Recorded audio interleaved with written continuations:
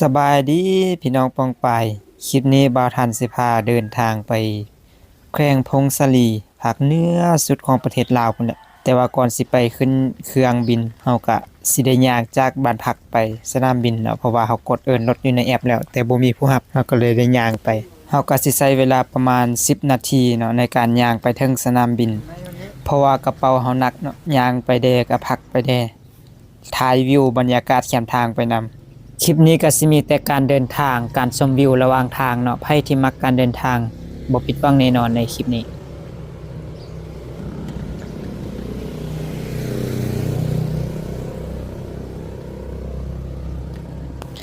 เห็นแล้วเป้าหมายของเราอยู่พู้นสนามบินย่างต่อไปอีกประมาณ5นาทีลุย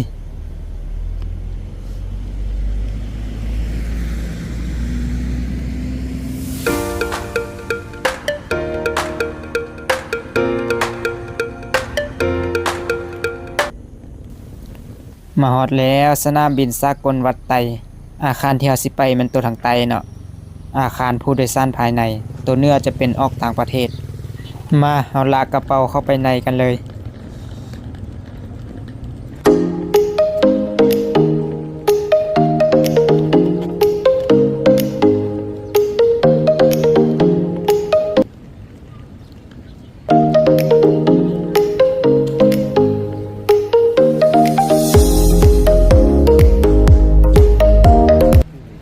อันนี้ก็สิเป็นภายในอาคารผู้โดยสารขาออก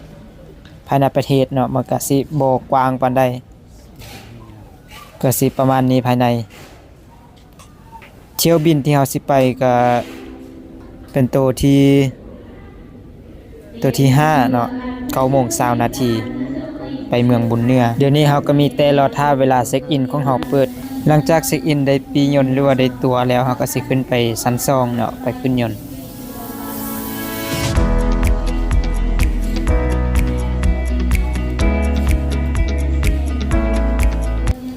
และอันนี้ก็สิเป็นจุดหมายปลายทางของเราเนาะจากเวียงจันทน์ไปถึงพงสลีเหนือสุดประเทศลาวและตอนนี้เราก็ได้ปียนต์แล้วก็สแกนเครื่องเข้ามานั่งรอท่าห้องที่เกียมสิไปขึ้นยนต์แล้ว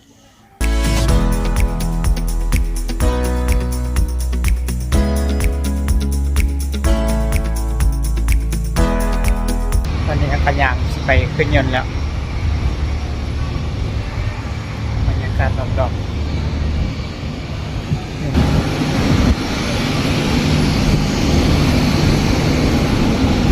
หลังจากหันยางลงมาก็สิได้มาขึ้นรถตู้เนาะเพื่อไปขึ้นเครื่องบินอีกเทื่อหนึง Yeah, you there's as money from me. ฮอดแล้วบอนขึ้นยนต์ของเราก็จะมาขึ้นยนต์ตัวนี้เนาะกะสิบ่ใหญ่ปานใดเพราะว่าเป็นยนต์ขนาดน้อย ก่อนขึ้นยนต์เราก็สิได้อ่าขึ้นทีละคนเนาะเพราะว่าคันใดขึ้นยนต์ของเรามันน้อยก็สิมีน้ำแจกคนนึง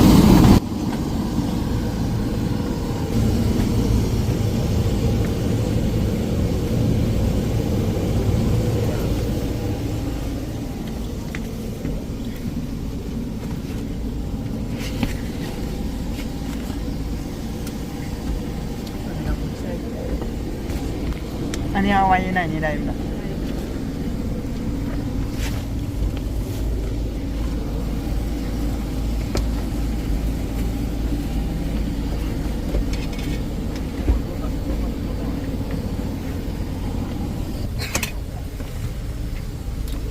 ภายในก็สิเป็นเบียดๆกันนิดนึงตอนเข้ามาแต่ว่าบนนั่งก็กว้างอยู่บนนั่งก็สิประมาณ7-8คนที่นั่งได้เนาะ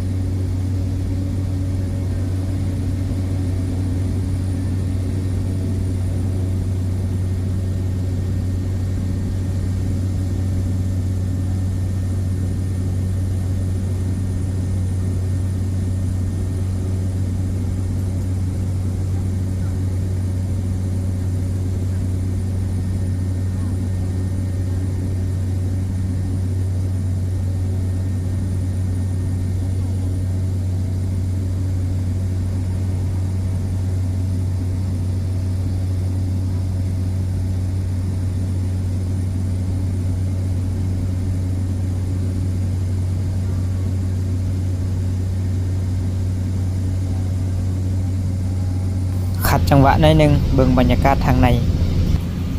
ก็สิเงียบๆแบบนี้คนขับก็สิลมกันไปปล่อยเพิ่นลมกันเฮาก็มาเบิ่งวิวทางนอกกันต่อเลยเกิดมาเป็นคนบ้านดงบ้านป่าอาศัยพื้นให้พื้นนาเป็นที่ทำมาหากินคอยคำลงแรงนั่งแยงนกกาโบยบินสา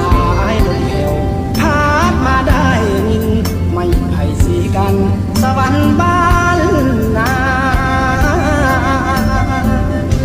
ความหูที่มีบุตรที่ก็ต่ำทำนาการด่างดำเงินคำ ฮอดแล้วเมืองบุญเนื้อพงศาลี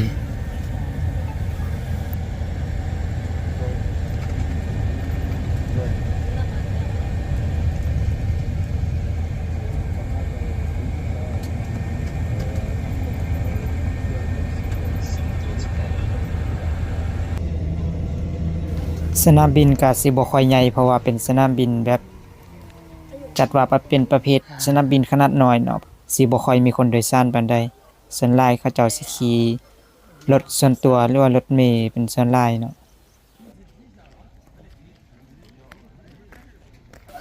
เอามาย่างเข้าไปทางในกันเลย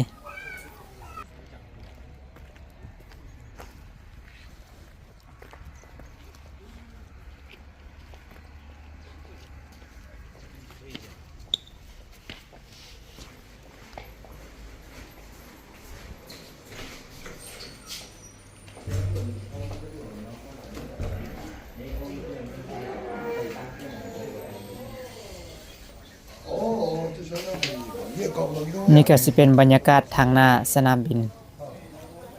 มาแล้วรถแต่ว่าบ่แม่นรถเฮาๆเนาะรถน่าจะเป็นรถของคนอื่นและรถที่รับเฮาก็มาแล้วตุกๆไฟฟ้านั่งรับลมชมวิวไปนำเดี๋ยวนี้แม่นเฮาจะไปขึ้นรถเมล์ต่อเนาะเพื่อจะเดินทางไปยังเมืองยอดอูก็สิได้นั่งตุกๆไฟฟ้านี่ไปฮอดอยู่คิวรถเมล์ประมาณ10นาทีน่าจะได้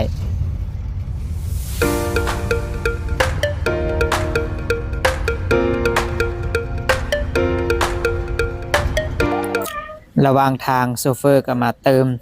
น้ำมันของโชเฟอร์เนาะบ่แม่นน้ำมันรถ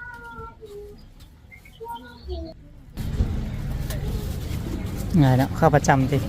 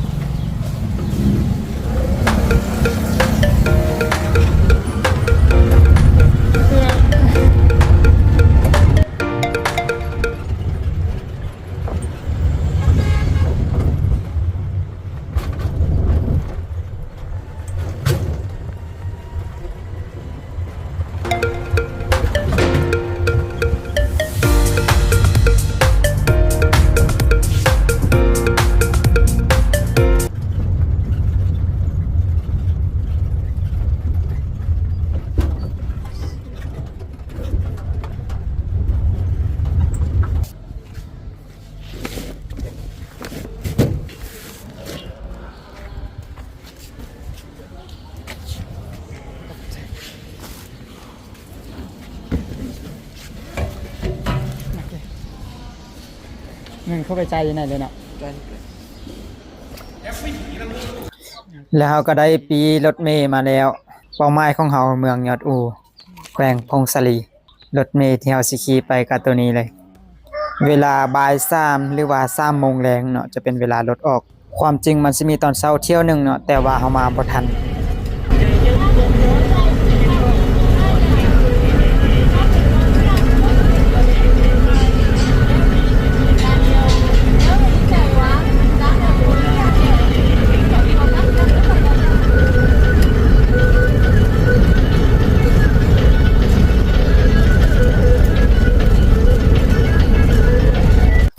แล้วเวลาก็เป็นของโซเฟอร์ โชเฟอร์ลงไปเฮ็ดธุรกรรมอยู่ธนาคารข้างทาง ผู้โดยสารคือเฮาก็ต้องนั่งรออยู่ในรถเพิ่นว่าประมาณ10นาทีว่าซั่น